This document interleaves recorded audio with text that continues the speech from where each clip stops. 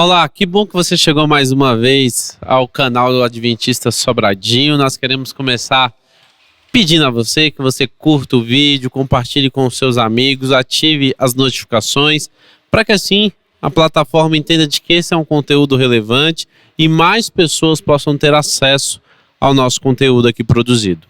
Nós também queremos convidar você a baixar o nosso aplicativo, o S7 Play. Ali você vai descobrir e conhecer materiais devocionais que certamente ajudarão você na sua caminhada espiritual. Você está no podcast Na Lição, meu nome é Guilherme, estou mais uma vez muito bem acompanhado aqui dos meus amigos, alguns veteranos e uma estreia hoje.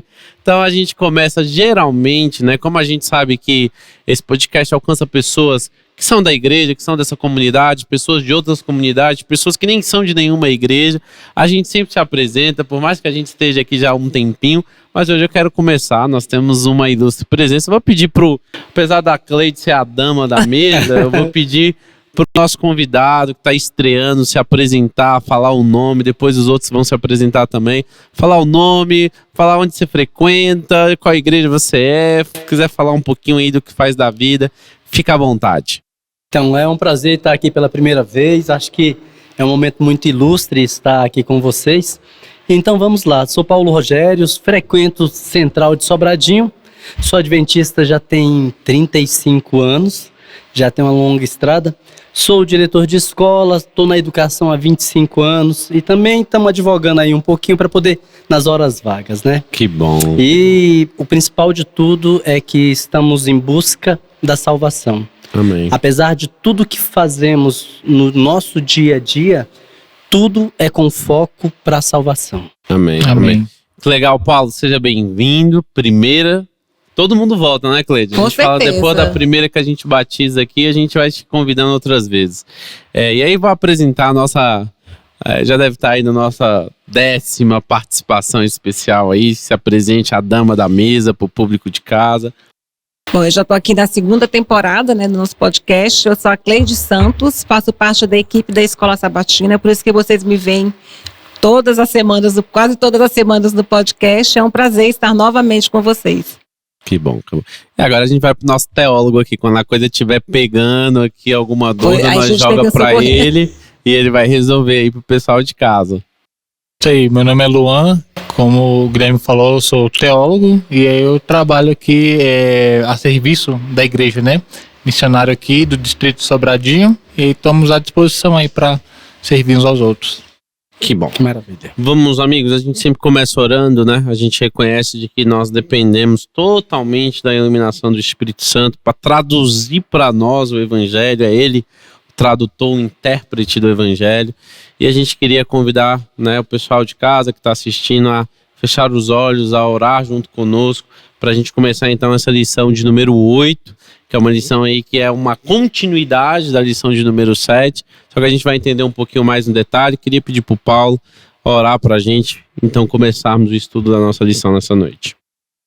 Ó grandioso Deus, que momento ímpar é esse de podermos estudar a tua lição e podermos passar a outras pessoas que estão aí do outro lado da tela, também nesse momento estudando a lição. Amém. Que possamos ser inspirados por ti, que possamos ter o dom da língua, da fala, para podermos entender o que a lição quer nos passar e passarmos também a melhor compreensão desse estudo.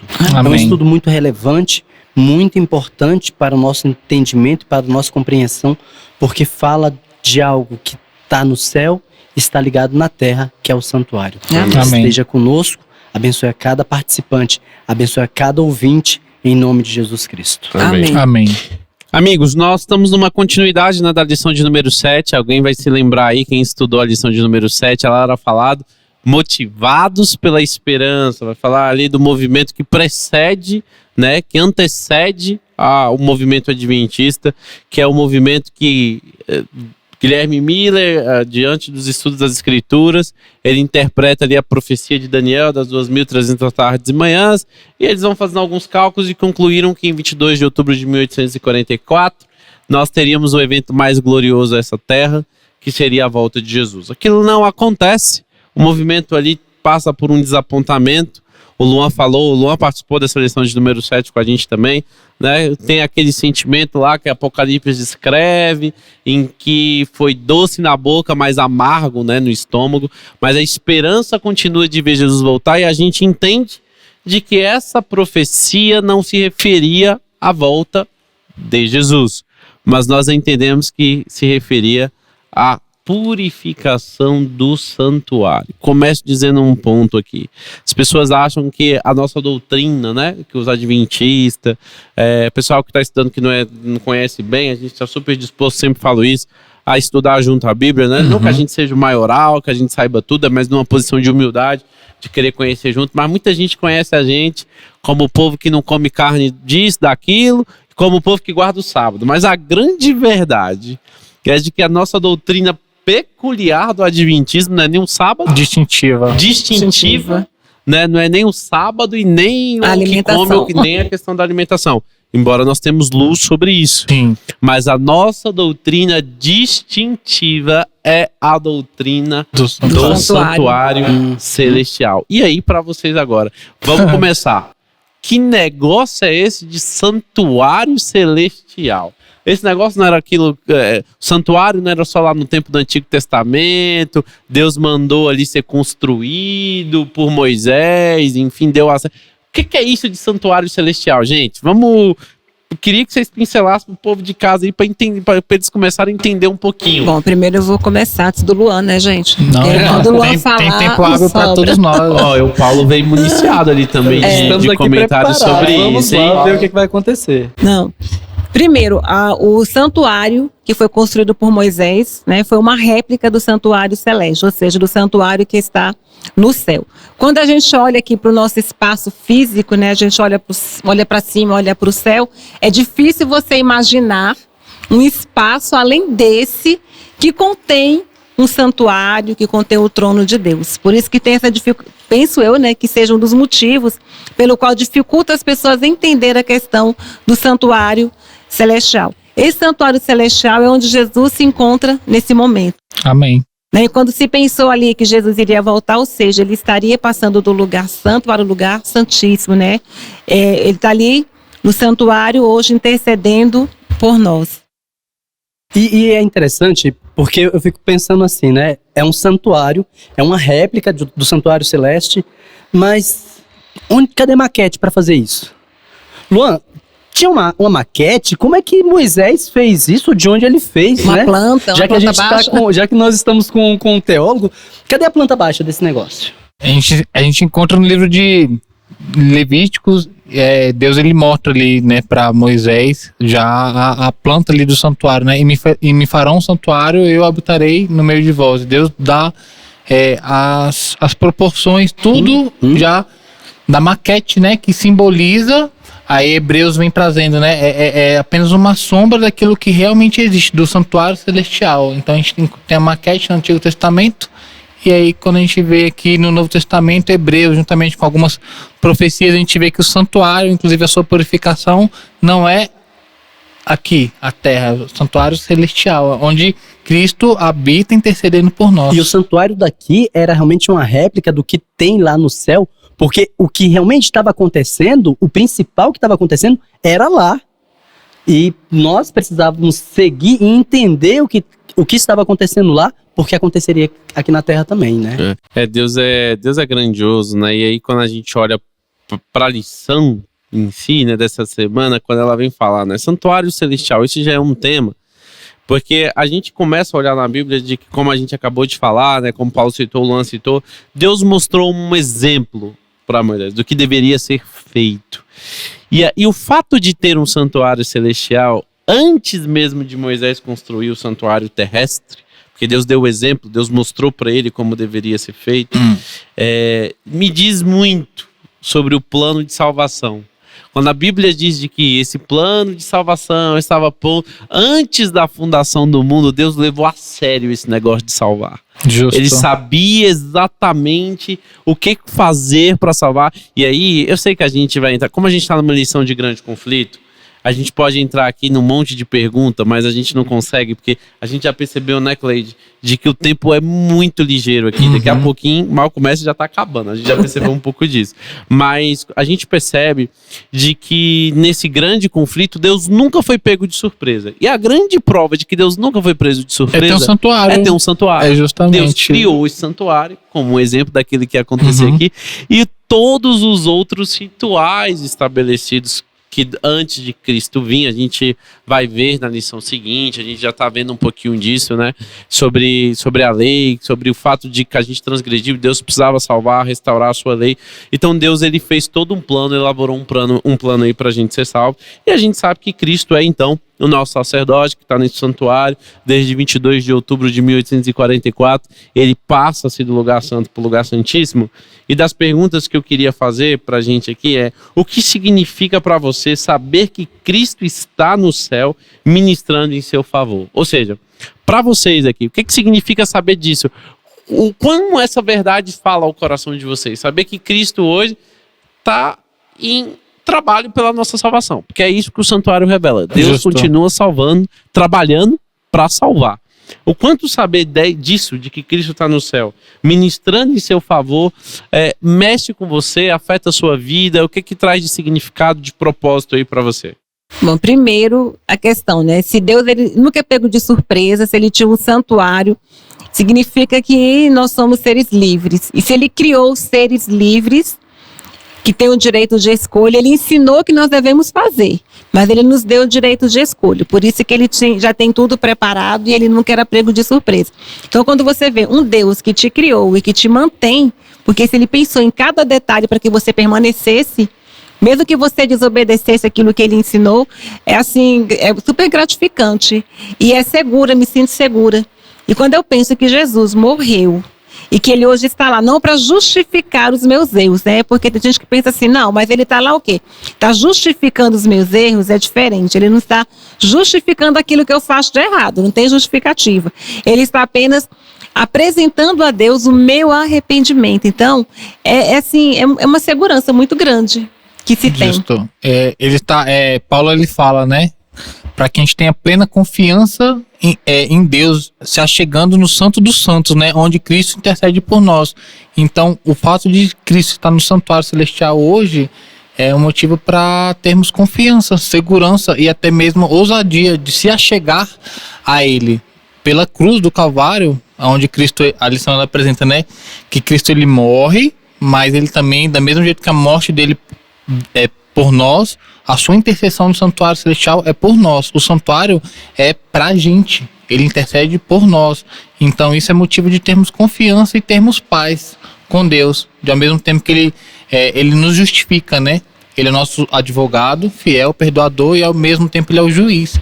Então a gente não tem o que temer. Quem está no santuário é o advogado e é o juiz. E ele é o nosso advogado e o nosso juiz. Então já não há mais nenhuma condenação. Ele conhece a causa. E é interessante observar que antes mesmo de existir o santuário, já existia a linha do sacrifício. Quando Caim e Abel fizeram o sacrifício, já era uma conexão com o santuário. Justamente. Eles faziam e não tinham ainda a certeza, nem a convicção de que seriam realmente perdoados, porque Cristo ainda não tinha morrido. Então, tudo eles faziam na expectativa de Cristo vir e morrer por nós. Já apontava, agora, né? Já apontava. Inclusive, desde a queda de Adão e Eva, que eles fazem a veste de figo. Sim. E aí lá no Gênesis mostra que não, aquilo lá eles continuaram nus diante de Deus. Aí Deus faz veste de pele. Ou seja, a pele vem de um animal. E ao que tudo indica, já indicava o Cordeiro de Deus, né? O sacrifício do santuário. Isso, e quando acontece o sacrifício do verdadeiro Cordeiro lá na cruz, ele confirma, ele atesta tudo o que aconteceu para trás, porque até então, se Cristo não tivesse morrido, ou se Cristo não tivesse passado por aquilo, ou se Cristo não tivesse vencido a morte, tudo o que tinham feito teria sido em vão. Então, quando ele morre na cruz, ele atesta tudo isso. Justamente. E hoje, quando Cristo está no céu para cuidar da gente, para nos ajudar, isso é uma coisa fantástica, porque aquele que veio e morreu por nós, hoje está aí no salvador. O Paulo me trouxe aqui um comentário, né, que o Paulo fez, me trouxe até alguns pensamentos, né, que para mim é uma tese que ainda acaba confirmando a ideia do santuário celestial, né? Porque quando Deus mata o primeiro cordeiro, não existia nenhum santuário. E durante ali o livro de Gênesis, todos, pessoas que foram justificadas pela fé e no sacrifício do cordeiro, a gente vai citar Abraão, por exemplo, no caso com Isaac, o cordeirinho ali aparece e tudo, e Deus poderia continuar assim, se sente perdido, precisa ir, mata o cordeiro, tá tudo certo.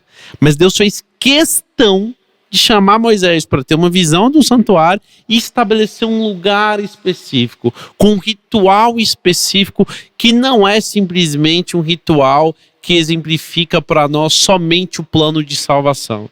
Ele exemplifica o plano de justificação pela fé em Cristo, o plano de santificação, quando a gente olha para a Arca da Aliança e vê ali a lei de Deus. E a gente começa a olhar, né, que Deus ele é muito detalhista. E aí esse comentário que o Paulo fez, ele me trouxe luz sobre isso, porque eu acabei de pensar, por que Deus não continuou assim, né? Mata aí o cordeiro, tá tudo certo. Mas Deus fez questão de estabelecer um modelo na terra de algo que também tem lá no céu, de maneira diferente. Eu acho que essa é uma verdade que revela muito da essência de Deus, do caráter, do detalhe de Deus, do amor e da misericórdia de Deus, de que Deus não faz nada por acaso, né? Deus não faz nada. E o bom é que esse santuário, essa réplica, ela só foi dada ao povo quando eles saíram do cativeiro. Justamente, é porque quando a gente vai lá em Êxodo, inclusive, aqui logo no começo, Êxodo capítulo 20, que é o capítulo que a gente encontra os 10 mandamentos, que inclusive tem as tábuas dentro da Arca da Aliança, né, que tá no santuário. Ele começa falando assim, né, então falou Deus todas essas palavras: eu sou o Senhor teu Deus, que te tirei da terra do Egito, da casa da servidão. Então a lei de Deus, o santuário de Deus, essa luz que emana da lei e do santuário é pra gente, pra pessoas libertas, pra gente livre. Então tem gente que fala assim, não, porque vocês estão debaixo do jugo da lei, vocês têm essa doutrina do santuário, vocês estão no tempo da escravidão, no tempo da lei. Não, jamais. A lei é pra gente livre. Nós não estamos sob nenhum jugo. Eu sou o Senhor teu Deus que te tirou da terra do Egito. Deus primeiro te tira do Egito, aí depois ele te dá a lei.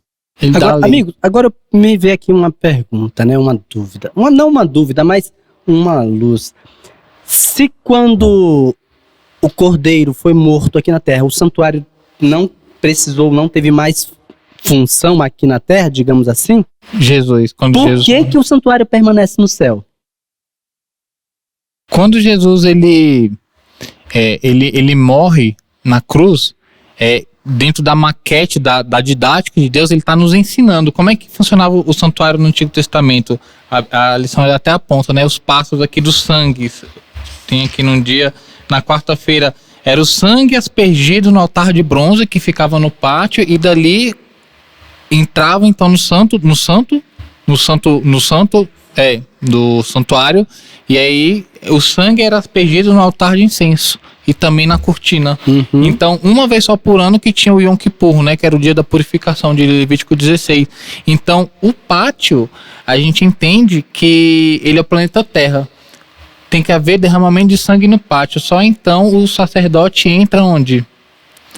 No lugar santo. E aí a Bíblia fala que Jesus, ele se ofereceu uma vez por todas, uma única vez, para entrar no santuário celestial. O pátio é a terra. Ele morre aqui na cruz para entrar no verdadeiro santuário. E para o santuário ficar realmente, por que ele permanece, né? Para que os povos vejam, os outros mundos vejam. E quando nós formos salvos e formos para o céu, também veremos. É o modelo para toda a eternidade, para provar que Cristo morreu na cruz e morreu por nós, pelos nossos pecados. E no lugar santíssimo, né, Lu, o sacerdote entrava somente uma vez no ano, né? Não, e entrava cheio de coisa, né? Porque ele entrava com sinos na barra da roupa. Justo. Porque se parasse de mexer, opa, morreu, vamos puxar. Porque tinha uma cordinha amarrada ao pé. A lição ela traz pra gente, né, um aspecto já desse ponto que a gente começou, que é sobre a questão do juízo, né, a questão do dia da expiação, né, que era exatamente o dia mais importante, digamos assim, dentro dos ritos que o santuário estabelecia. que era enquanto o sumo sacerdote ele entrava ali na presença de Deus, né? Ele ia e entrava no lugar santíssimo em favor do povo. O povo ali ele fazia um exame de consciência e buscava a Deus em confissão. Amém. Hoje Cristo ele também está neste lugar santíssimo. Ele, como sumo sacerdote, adentrou nesse lugar de acordo com a profecia bíblica desde 1844.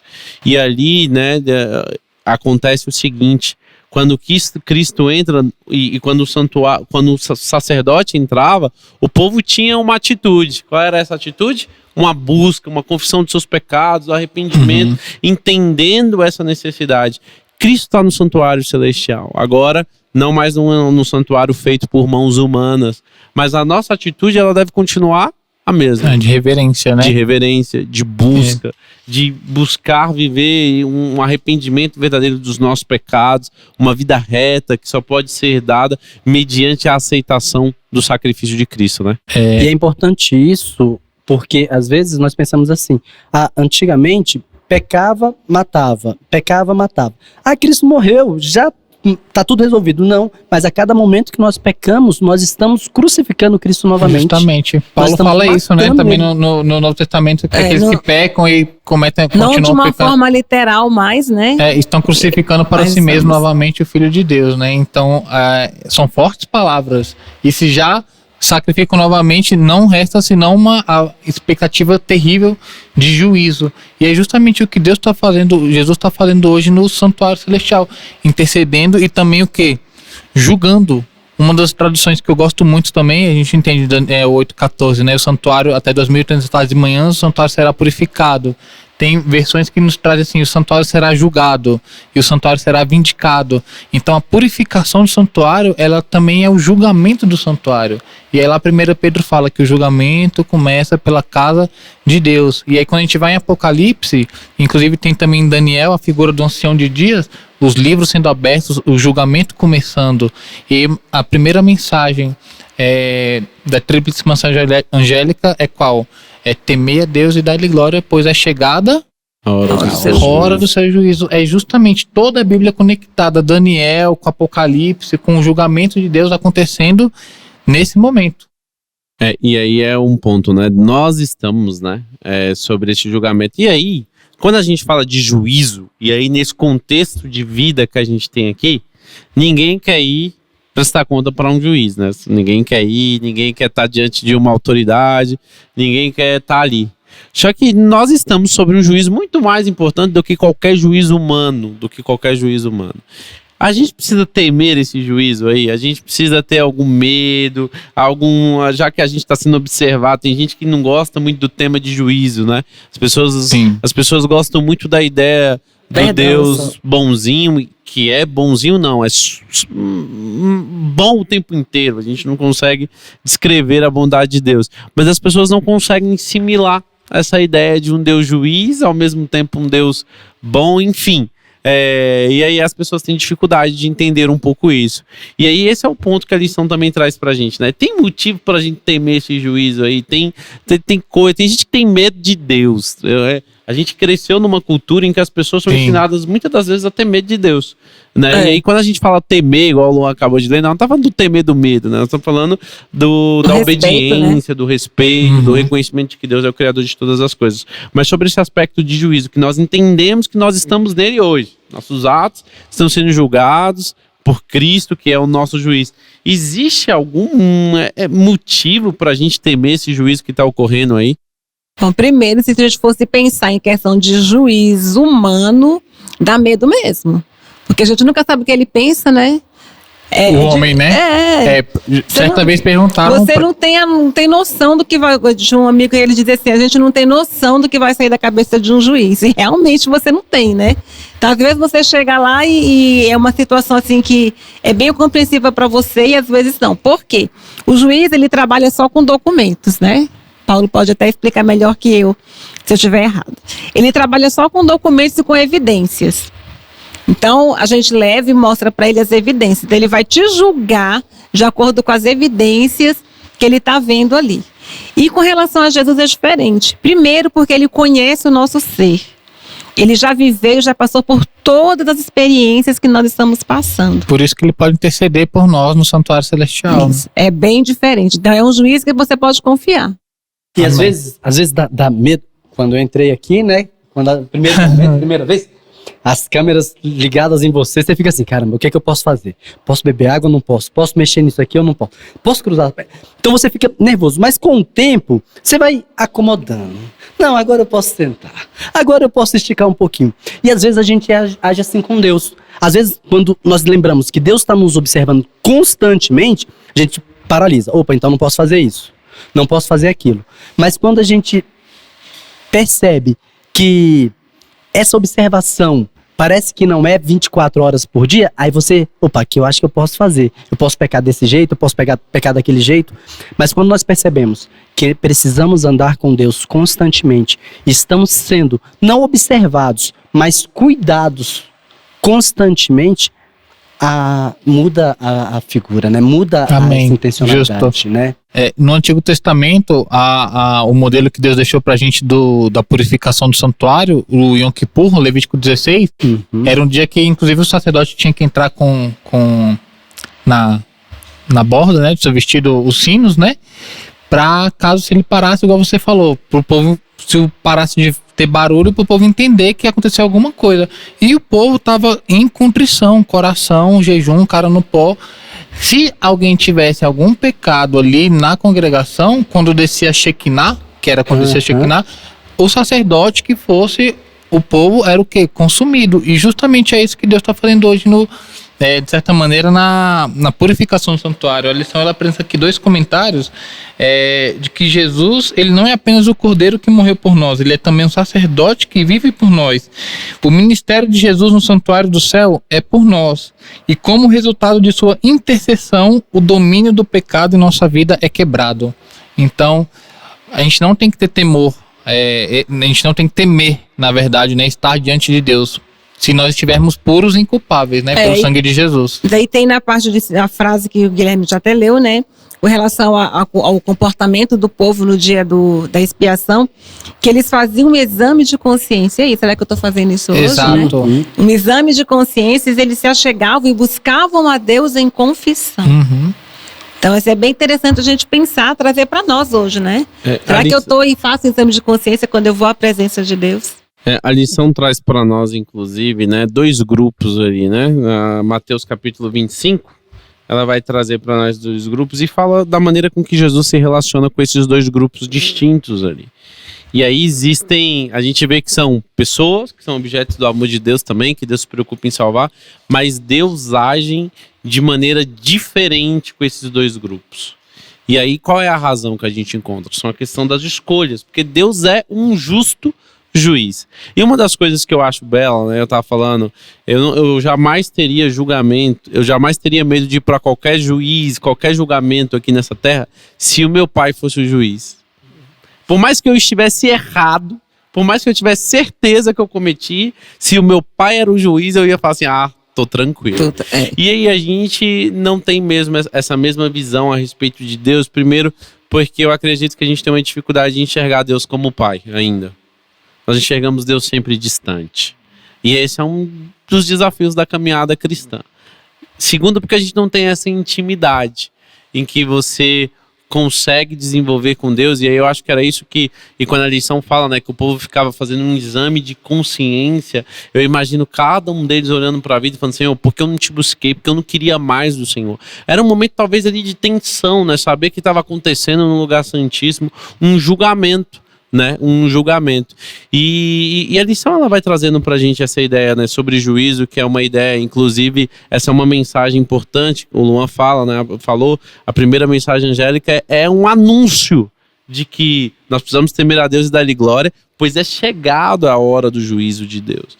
Deus está hoje julgando, mas ao mesmo tempo em que ele é o juiz, ele é o advogado, e aí isso nos traz conforto. E é necessário a gente entender todo esse aspecto da doutrina, né, do santuário, porque a gente olha e vê que Deus não salvou só no passado, e não nos salvará só no futuro quando Jesus voltar. A salvação é algo que está acontecendo de Diariamente. Amém. Diariamente. Agora, você falando um negócio aí, Guilherme, você falando se você fosse julgado e o juiz fosse seu pai. Na justiça do ser humano não seria possível porque o julgamento estaria comprometido. Né? Agora, na justiça de Deus, o julgamento não está comprometido. E mesmo ele sendo nosso pai, ele não age de má fé, porque ele é justo. Amém. Né? Então, é interessante porque na justiça humana, eu queria que fosse meu pai. Mas aí haveria fatos, indícios de burlar a justiça, né? Não é meu filho, então vou proteger. Deus está nos julgando. Ele é o nosso advogado. Opa, é meu filho? Vou proteger. Mas não, ele é justo, né? E graças a Deus por isso. E ninguém que se perder, né, vai poder olhar e falar assim, não, eu não tive direito à defesa. Eu lembrei de uma história aqui que aconteceu comigo na faculdade. Sendo bem sincero, foi uma das cenas mais bonitas que eu já vi. Na aula do Amin Rodô. O Amin Rodô, teólogo da igreja, professor, pastor. Ele tem um filho que é o Maicon. E o filho dele é um amor de menino, um amor de pessoa, doutorado já, em pós-teologia aí, ele já é formado, já tem pós também, doutorado. Não, ele tem pós, se eu não me engano. E aí, o Maicon, ele chegava na sala e de vez em quando ele deitava ali, descansava, e ele tem suas peculiaridades, né? Tem seus cuidados especiais, o Maicon. Só que os alunos de teologia não tem moleza com a Amin Rodô. A Amin Rodô, ele... E aí, irmãozinho, por que você tá com essa cara de sono aí? Você ficou até mais tarde no Facebook, né? Na internet, tá aí bocejando na aula. Então, a Amin Rodô, ele dava essas duras brincando, mas sendo bem sério. E eu lembro que nesse dia, nessa aula, tinha um aluno nosso que pegou no sono e a Amin Rodô deu uma dura nele. Ó, meu irmão, acorda aí e tudo mais, né? E aí o aluno acordou.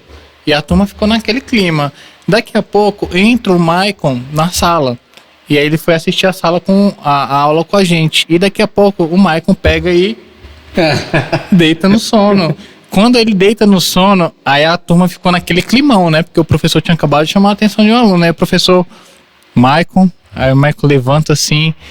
Aí o professor pergunta assim, Maicon, tá com sono, jovem Maicon? Aí o Maicon, sim, pai. Aí ele pegou e falou, pois pode deitar, pode descansar, porque o seu pai tá aqui. E onde seu pai tá, você pode ficar tranquilo. Aquilo ali, meu amigo, que cena linda, maravilhosa. A sala quebrou todo mundo, entendeu? O Amin Rodô, um amor de cristão, um exemplo de pastor, de professor. Então aquilo ali pra mim, eu entendi muito essa questão que a gente tá debatendo aqui agora, né? Do juízo de Deus. Deus tá julgando, mas ele tá ali, ele é o advogado. Você pode ficar tranquilo. Por que vamos temer o juízo? Se estivermos em conformidades com aquilo que Deus quer que estejamos, né?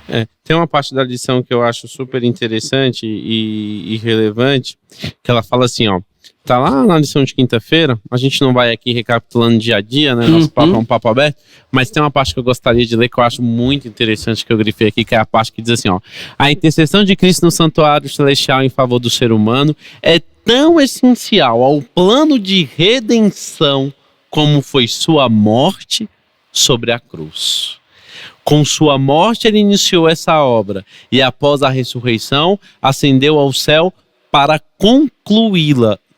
Muita gente pode interpretar isso aqui, e eu já vi isso acontecer na internet, de acusar de que nós dizemos que a obra de Cristo na cruz não foi uma obra suficiente ou uma obra completa. A gente recentemente até viu uma polêmica na internet sobre isso. O que a gente quer deixar claro para o pessoal de casa, né, que é isso, nós acreditamos totalmente na suficiência da obra de Cristo na cruz do Calvário. Não há dúvida sobre isso, que se não fosse a cruz do Calvário, na verdade, se não é o plano de Deus em salvar a raça humana, e se não é o derramamento de sangue de Cristo, e, amigo, nós nem estaríamos aqui gravando podcast, porque essa era a única vida que a gente ia ter e não tinha nenhuma outra esperança. Nós acreditamos na autossuficiência da obra de redenção de Cristo. Mas quando a gente olha para cá, o que nós estamos querendo dizer, ou o que nós cremos, é que esse plano de salvação tão bem elaborado por Deus, ele passa por uma obra também a ser realizada no santuário celestial. Então Cristo não vai cumprir essa obra lá para poder falar assim, não, eu só vou salvar, o ser humano só é possível ser salvo quando eu concluí a obra do santuário. Né? A cruz não é um complemento da cruz. Não, na verdade é um plano todo. Justamente. A cruz passa por esse plano. Todos esses aspectos passam por esse plano. E o que Cristo faz hoje é dar a oportunidade de que aqueles que acreditam na suficiência desse sacrifício tenham os seus pecados perdoados mediante a intercessão dele junto a Deus. Então Amém. Graças à cruz de Cristo, a gente pode olhar para Cristo hoje e falar assim, eu dependo, eu sou pecador, eu reconheço, perdoa. Deus precisa, Jesus então como nosso intercessor, ele vai e fala, estou intercedendo por causa do meu sangue, Pai, por causa das marcas na minha mão, apaga o pecado e tal. Então assim, é só para deixar pronto, porque esse é um comentário que ao mesmo tempo pra gente, que acredita nessa beleza do santuário celestial, que há muita evidência de sua existência, se a gente ler Hebreus e mergulhar, tá muito nítido e claro da existência do santuário no céu, mas é muito deixar ponto de que nós acreditamos de que a cruz de Cristo é uma obra completa, não Amém, é uma obra isso. incompleta e inacabada, é uma Justo. obra completa, e o que Cristo faz hoje é nos justificar diante de Deus, né? Na parte de... Pode Queria falar, fazer um Bruno. comentário aqui, longe de levantar polêmicas, pelo contrário, até mais trazer uma luz em relação à possível polêmica que o Guilherme comentou que houve há certo tempo nas redes sociais.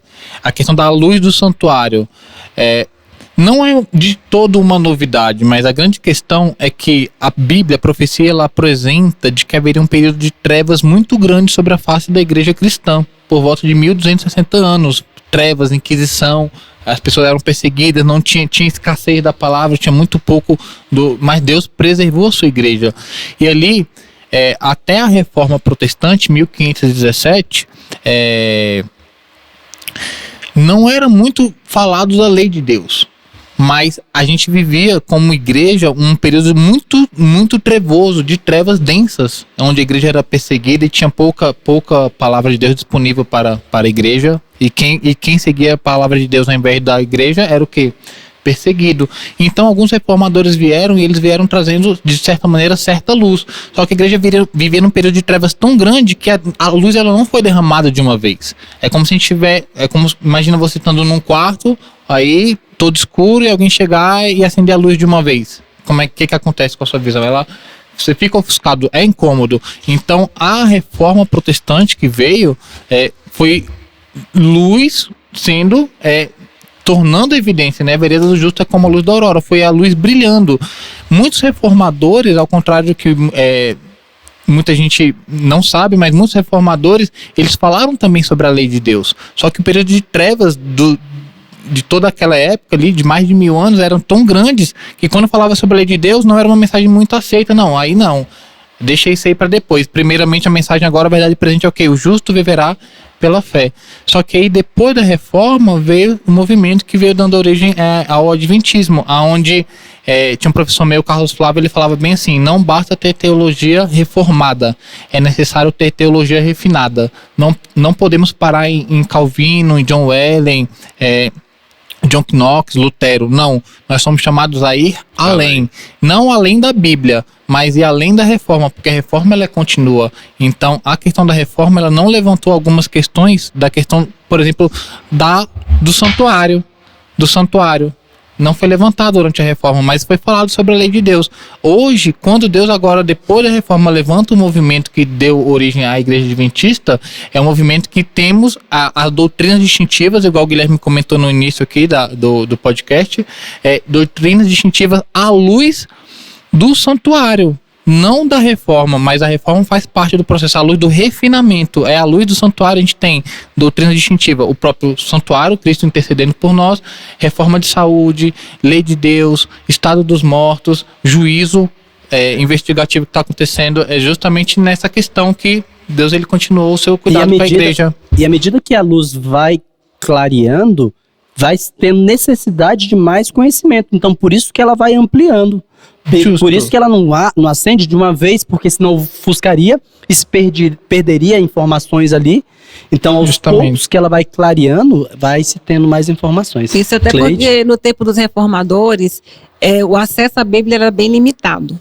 Uhum. E aí tinha muito da questão da cultura e da das características da filosofia grega.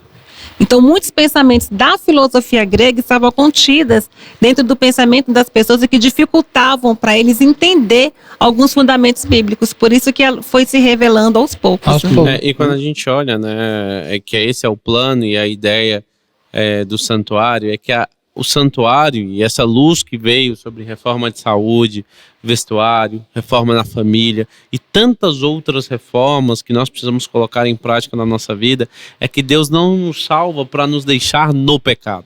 Deus nos salva do pecado, para nos levar para uma vida de santificação. E o santuário, ele prega e grita para nós isso. Quando nós temos uma visão do santuário e ali nos deparamos com as tábuas da lei, nós nos deparamos com o cajado de Arão, nós nos deparamos com maná, é tudo Deus querendo falar assim: eu não te salvei para você continuar vivendo a mesma vida que você vivia no pecado. É uma obra de santificação contínua. E infelizmente nós poderíamos explorar muito mais, mas eu digo que o tempo passa rápido. Passa rápido. E ele passa mesmo, e nós já estamos caminhando para o fim da nossa lição de número 9, mas eu falo sempre, o papel do podcast é lançar uma sementinha para que todo mundo tenha mais sede de querer estudar essa mensagem.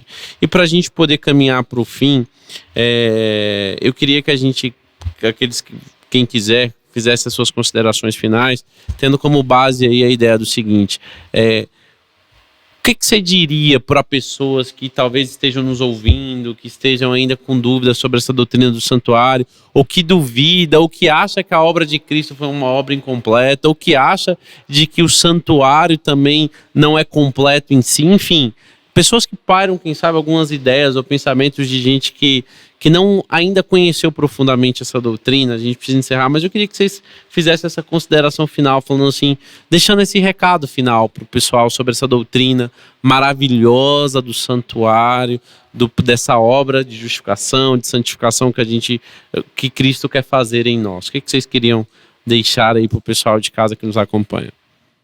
Daniel, capítulo 12, verso 4, ele fala assim para Daniel: tu, porém, Daniel, encerra as palavras e sela o livro. Até ao tempo do fim, muitos esquadrinharão e o saber se multiplicará. Eu já vi muitos vídeos que usam esse verso aqui para dizer que o saber se multiplicará, que no final dos tempos o homem vai ter mais conhecimento, a ciência, toda a tecnologia, um monte de robô. Isso também, mas a palavra aqui para o saber de Daniel é uma palavra bin, chamada em hebraico, que é o conhecimento profético. Até os fins dos tempos, o conhecimento da profecia de Daniel vai se multiplicar. E aí o que eu quero dizer para as pessoas é que elas busquem esse conhecimento da profecia, estudem e vejam por si próprios que Cristo intercede por nós no santuário. E o que ele quer de nós, ele não é aquele sacrifício lá da maquete. Misericórdia quero e não sacrifício. Então Cristo intercede por nós, ele quer misericórdia da gente, ele quer nos transformar, nos purificar de todo pecado. E estudar a Bíblia, né? Porque Deus, ele é um Deus didático. Então, quando ele mostrou o santuário terrestre, ele estava nos preparando para entender o santuário celeste. E que nós precisamos ter fé em Jesus e ter a fé de Jesus, né? Porque quando a gente tem a fé em Jesus, nós temos a fé de Jesus, a certeza e a confiança de que Jesus não vai apenas justificar os nossos pecados, mas ele vai mostrar para Deus os nossos arrependimentos, né? A nossa confissão, e aí nós seremos perdoados, e só assim a gente pode ter um reencontro com o nosso Deus. Amém. Amém. Eu acho que aquele verso de combati o bom combate, completei a carreira e guardei a fé. Nós estamos numa luta, numa guerra diária. Precisamos ter conhecimento, precisamos buscar. Deus não vai nos deixar, não vai te deixar sem conhecimento. Ele vai completar a carreira e vamos guardar a fé, para que quando Cristo voltar, nós possamos estar de pé e falar que esse é o Deus a quem aguardamos. Amém. Amém. Eu termino dizendo a você de que eu termino essa lição com muita alegria no coração, porque o Deus que me salvou na cruz é também o Deus que hoje intercede por mim no santuário. É o Deus que me justifica pela fé nele, e é o Deus que também quer me santificar. Eu louvo a Deus, porque embora eu não seja digno e esteja diante de um tribunal, de um juízo, eu tenho um advogado e um juiz justo. O meu desejo é que esse vídeo, ao chegar a você, um bate-papo rápido, mas que quando você entrar em contato com ele, o seu desejo de conhecer mais desse sacerdote, de conhecer mais dessa doutrina, possa invadir o seu coração e você tenha um anseio de conhecer mais da palavra de Deus. Eu convido você, como está aí, a fechar os seus olhos para então orarmos e falarmos com o Senhor. Pai querido, nós te louvamos, porque ao olhar para as nossas obras, nós concluímos de que somos indignos, mas ao olhar para a obra de Cristo, nós concluímos que somos justificados. Amém. Nós queremos, Senhor, te dar graças, porque o Senhor é um Deus que nos salvou no passado e continua a nos salvar diariamente, mediante a intercessão no santuário celestial. Amém. Abençoa a vida de cada pessoa que tiver contato com esse vídeo. É a nossa oração e a fazemos no nome de Jesus. Amém. Fique inteirado sobre os assuntos e eventos do nosso distrito de Sobradinho. Assista a mensagens pastorais, envie mensagens de aniversário para pessoas de nossa comunidade, tenha acesso aos endereços dos pontos e reuniões de pequenos grupos e muito mais. Ele é de fácil acesso, dinâmico e interativo. Entre agora mesmo na loja de aplicativos do seu celular, baixe o S7 Play e com ele você ficará por dentro de tudo. Maranata!